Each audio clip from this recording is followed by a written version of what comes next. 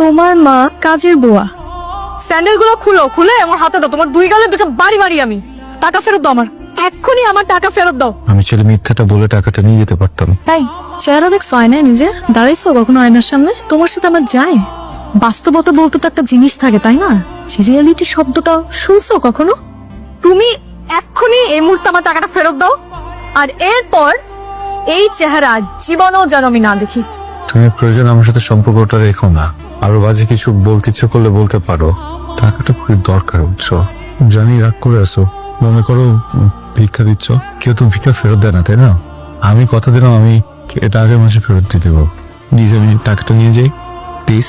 ভিক্ষা লাগবে না, যা দিলাম ভিক্ষা। এই টাকা তুই রাখ, আর যেন কখনো আমার ত্রিসীমানাও তোমাকে না দেখি।